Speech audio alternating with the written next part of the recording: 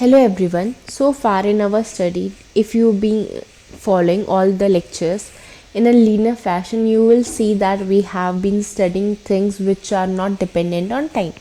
We start with charge configuration that was essentially static, right? Then we talk about electrostatic field that would arise out of this. Electrostatic would means that the electric field is independent of time. There is no time variation anywhere, right? And when we let the charges move to from the current can only be formed when you have a charge movement, and a charge movement would happen means that there is some time variation involved in the charge configuration.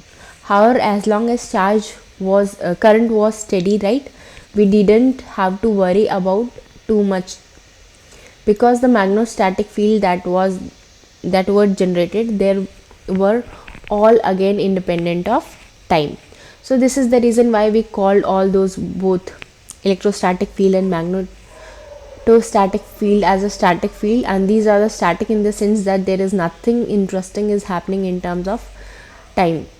The moment you start varying the current going through a circuit, then every interesting thing will happen. And to understand that, we need to introduce time dependency to our expression, and we do that by discussing first what is the perhaps the most important experimental discovery in 19th century called Faraday law, upon which the entire diffusion of electromagnetic is built. And once we discuss that, we are in the position to understand what happens when time varying field are present. So we will begin by discussing Faraday law, which gives us link between electric and magnetic field. Then we will discuss some application of Faraday law and tell you what exactly this Faraday law is useful. And finally we will talk about different form of links between magnetic and electric field that can't actually be relate from just Faraday law, but it can be understood in a broader sense of Faraday law. So we will begin by considering what happen when you have a current that is carried by a particular loop. Okay, so we have a current, let us assume that actually have a loop. Okay, so we draw a loop here, this black one, and this loop is carrying a current I. Okay, and let us assume that initially the current is not carrying, this loop is not carrying any current. That would make Faraday very interesting. Okay, so now this loop is not carrying any current, and we assume that this gap is very small. We can consider this entire loop as a proper loop, closed loop. Okay, this gap is so such that we can consider it as a closed loop. And if this loop is carrying no current, then what happened? There is no magnetic field that is generated. But is it possible if I have this loop and then I have this magnet nearby? So I have a magnet which is giving out magnetic field everywhere, right? So this is the field of the magnet, that if magnet is there, these green ones are the field of the magnet. Then there is a loop that is sitting here. There is no current in the loop. So we know that Ampere law states that when there is current carried in the conductor, there will be magnetic field that is generated. And we have seen that the application of Ampere law all along in last few lectures. Now we turn out and ask this question: if the loop is subjected to magnetic field, external magnetic field, will there be a current in the loop? It turned out that two people worked on this problem. Actually many people worked, but two of them were very famous and both almost simultaneously got the answer. So the current answer being yes, there is a current in the loop provided the magnetic field is changing with time. So if we take this magnet and introduce the loop, and both of them are constant with respect to each other, they are not varying with their position, then there is no current induced. When will current be induced? You keep the magnet where it is and then loop in and out. You keep the loop where, or you can keep the loop where it is and take the magnet and push forth and back.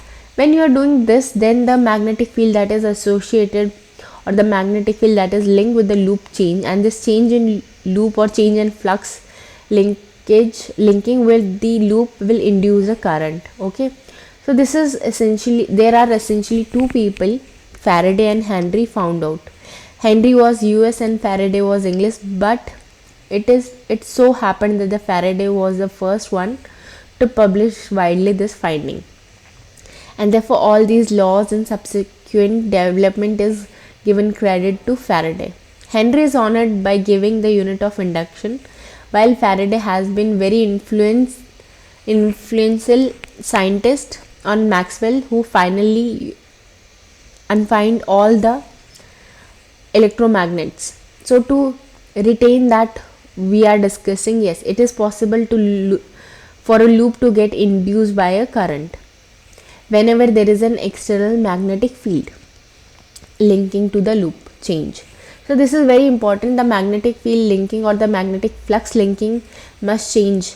So when that happen, there will be current induced in the loop. And what should be the direction of current induced in the loop? Would be clockwise. Will the current will be clockwise or it will be anti-clockwise? Would all depends. Well, the answer to that is conventionally come from Lenz's law. And Lenz's law states that induced current would generate a magnetic field which would oppose the original magnetic field. So if the oppose in the sense that if it subtract from the original magnetic field, then the amount of this would be induced would actually be lesser. Now when current is flowing a conducting wire, right, it would actually give rise to a certain EMF, or in our word EMF or potential. In fact, Faraday law doesn't really talk about current getting induced, but rather than he says what the law states is that there is an EMF produced in the coil whenever there is a time rate of change of magnetic flux, and if the magnetic flux is changing with time, then there is a EMF induced.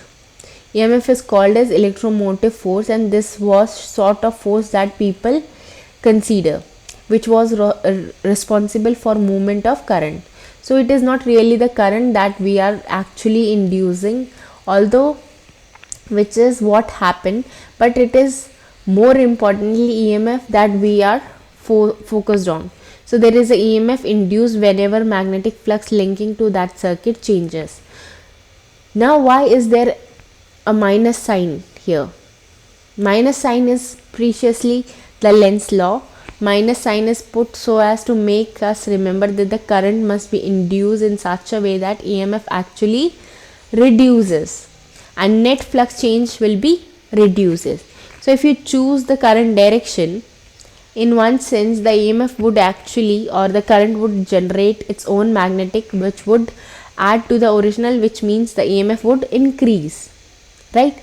However, you can actually do this in continuous loop kind of thing, right? So you have a magnetic field, you have induced currents give you induced EMF, and the induced current will generate a magnetic field which will add to the original magnetic field and increase the EMF. Add more magnetic field, and this process can go on and on, which obviously will not happen in nature. What actually happen is the current induced in the coil would actually be in the direction that would reduce the magnetic field linking to the circuit. So in mathematical term, this is all that is there for Faraday law. There is an EMF induced in the coil or the circuit which is related to minus times the rate of change of magnetic flux linking to the coil. That is what Faraday law states. To put it into slightly better form for us to understand, we express magnetic flux in terms of magnetic field itself. Okay, magnetic flux density B. So what is magnetic flux linking to a particular circuit? This would be equals to integration of B dot ds, and this is something that we saw when we studied inductance as well. Okay, this thing. So there is a magnetic flux linking to the circuit that would be given by phi max equals to del integration of B dot ds. I have chosen to try this d by dt inside the B, assuming that whatever the surface I am interesting would remain constant. Okay, so in this case where the surface or the coil is actually stationary while the magnetic flux that is linking is actually changing, how does it possible? Well, in the coil and the magnet experiment, you place the coil, do not move the coil, but you take magnet and move it up and down. So when you move the magnetic field, when the magnetic field recede, there will be decrease in the magnetic field causing a current, and when the magnetic field approach the coil, there will be an increase in magnetic field, again causing a current, right? So that depends on what velocity the magnet actually is moving. As I said, there are two aspects to this one, right? I keep magnetic field as it is, right, and I won't change the magnetic field, but I will let the coil move around, right? So the coil moves into the magnetic field and out the magnetic field. There will be EMF induced, while the EMF be the same as EMF induced in the other case. So this is all called as Faraday law. Interesting question to think about. We will talk about the second situation slightly later. So for us, we can substitute for now what is the magnetic flux. Okay, and then say EMF is the integration over closed loop of whatever the loop that you are considering, E dot dl, that is EMF over the closed loop, and this must be equals to minus del B by del T dot ds over the surface which is bounding by this curved C. Okay, so this is the Faraday law in integral notation. You have a line integral, okay, of the electric field, and that line integral of electric field which have a line in which form the EMF must be equals to the time rate of flux change, magnetic flux that is changing with the circuit. So before we discuss other aspect of this, let us look at some example of Faraday law. Let us understood what direction to choose and what we need to do with this one. Okay, so as a simple example, first let us consider the case of loop. Okay, sorry, my loop is not very nicely written, but this is the loop that we are going to begin. Very small, okay, this gap is very small, and there is magnetic field which is uniformly perpendicular to the loop, and this value is B, this yellow one. So this is my loop, then magnetic field is in this direction and it is actually decreasing with time. Okay, so this is magnetic field. Now what is EMF that is induced? So if I take this as my specific direction of EMF, okay, what would be the EMF that is induced? Now before we actually look at this one, let us look at the voltage source. Okay, the conventional form of writing voltage source is that current leaving the voltage source. So the positive terminal of voltage source, correct? So the current actually leaves the positive terminal of voltage source, and if we have chosen the induced voltage in this way, positive and negative, then there is a current that is leaving here like this. This is my current. Remember, this current is not a current that is present in the coil, that is in the sense that it is not initially present, it is one that is being in because of magnetic field that is changing. So I will write this one as I induced, that is induced current, and we want to find out whether the induced current will be clockwise in the same direction or it would be anti-clockwise. If it is anti-clockwise, then the terminal of induced voltage would be also changed. So this is what we have found out. Before we can do that, here is a point, here is a typical idea to be remember. Let us assume certain polarity for the surface, right? So this is open surface and the surface normally can actually pointed upward, or downward. So if they allow the surface element normal to the point in this direction, this is my normal of the surface. If the curl around my finger using right hand rule, then the thumb should point along the B region. So this means B field, right? This end. So the conventional that we have following. So if I have current in the loop, then the thumb point in the B direction, and loop surface normal also now point in the B field, right? This normal. So my field actually points in Z direction. So let us assume my B to be Z0 e to the power minus alpha t, and my normal is also pointing in the direction of Z, and this would have been the magnetic field that is generated provided there was a current in the loop, correct? So there is a current I in the loop. That current would have generate a magnetic field along a Z direction, and if my induced current is in same direction as that of current that I marked in blue here, this light blue,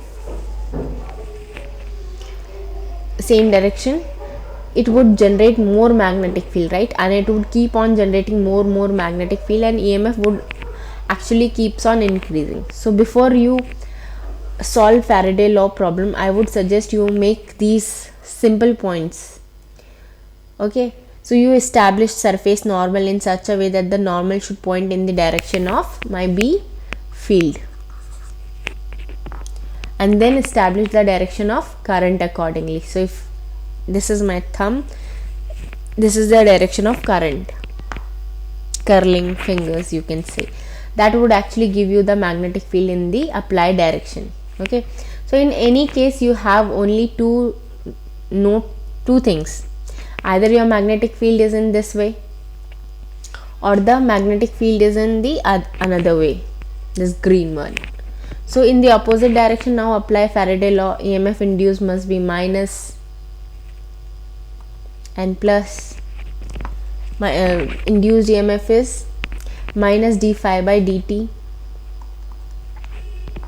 and if you assume that the magnetic field B is uniform through the surface, and the surface actually cross sectional area of the S, then this can be written as S dB by dt, and EMF of course is a scalar quantity, so this will be alpha S B naught e to the power minus alpha t.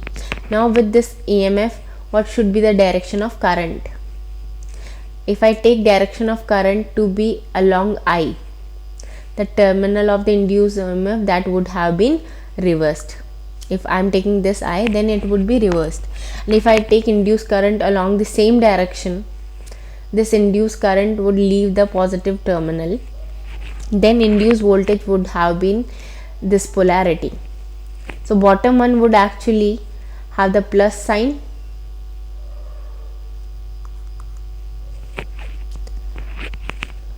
and upper part would have a minus sign if this is the direction of my current. Then the induced current would have been in anti-clockwise direction.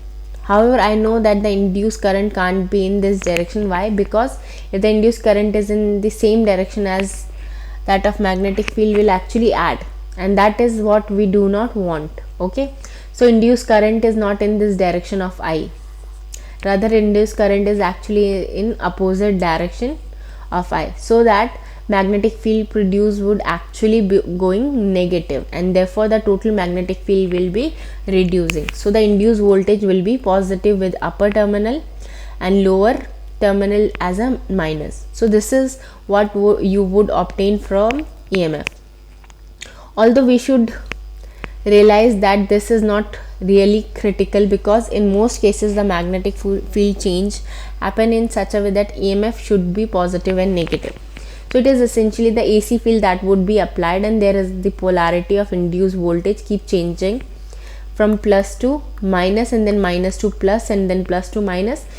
Okay, so there is really no point in worrying too much which direction the induced EMF is there, unless there is very specific reason for this.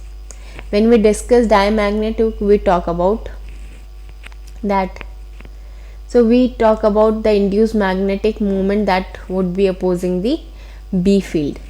there we have been very careful in writing down what is the direction of magnetic movement. So here we do not really have to be careful. However, whatever we discuss for diamagnetic, the justification of magnetic moment actually comes from Faraday law and Lenz's law. Okay. With this, let us consider second example. In this example is the minor example of this first one. So the reason I am putting this down is to just indicate which direction the current would be induced. Okay. So again I have a loop, and this loop are increasing, not becoming circular, but imagine that this is actually a circular loop and the magnetic field is still again in uniform along z direction, and it will be given by B naught, but this time I am going to change the sign. It is positive KT. Okay, so exponentially increasing magnetic field. So what would be the induced EMF? Again in the magnetic field would be generated provided the current is anti-clockwise direction, correct? So the surface area normal will also be along the z direction for this assumption, right? And find out what is the induced voltage is. So if current would have been present in the loop, the current would have actually generated the magnetic field along the z direction. So the normal to the surface is also z direction. But EMF when you calculate turn out to be minus KSB naught e to the power minus, this is K here, plus KT. Okay, so the EMF is turning out to be negative. What does it means? It means if you look at the EMF current direction, and if you assume the current direction to be clockwise, then it would be generating magnetic field in negative direction, but my EMF would also be negative, right? So because of that, induced current must be in the same direction as this one, and if induced current is in same direction, then it would be generate a positive magnetic field, and that overall EMF would actually will reduce. So what should be the sign of induced EMF? That would be minus and plus. So in previous case dB by dt was negative, in this case dB by dt is positive. So the sign convention or the current direction of these two would actually change. Okay, so that is what we have. And the third example, considering an alternating field applied. In this case we are going to apply a magnetic field of Z B naught sine omega t. So during first half, at least magnetic field is actually increasing, which means that dB by dt will be, in this particular case, will be cos omega t. So it is decreasing but still positive. So during this half, omega t is decreasing but it is actually positive. What would be the EMF induced? EMF induced will be minus omega s b naught cos omega t. So it would be minus omega cross sectional area. Okay, so again induced current direction must be in such a way that initially it would be along I, okay, in this direction till it is positive. EMF is reduced. Now in second half reason, dB by dt actually goes down and the current should actually be in counterclockwise direction. As you have seen, the polarity of EMF would actually be alternating from plus to minus and from minus to plus. As in another example, let us consider inhomogeneous magnetic field. So let us assume that B is given by Z direction field, except that would be changing with distance. Okay, so for Faraday law, I am just interested in right hand side, which is minus dB by dt. It is minus omega sine omega t, and this another term. Okay, so what is in EMF? EMF is given by dB by dt dot ds, where ds is r dr d phi. Okay, I put that. So in terms of phi it will be 2 pi, variation of in terms of phi it is for 2 pi. For 2 pi psi omega t will be 0.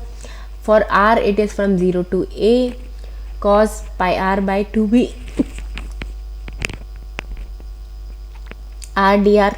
So this will be 2 pi sin omega t 4b by pi square pi by 2 minus 1. Okay, so my EMF will be omega 8 b square by pi by 2 minus 1 b sin omega t.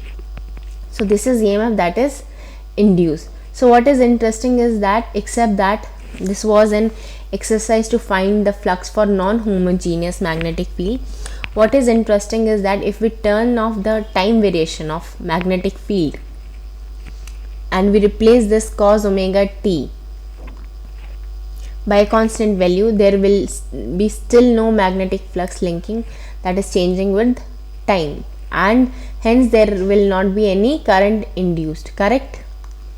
So there will not be any current induced. The current will be induced only when the magnetic field is changing, and that magnetic field must be changing with time.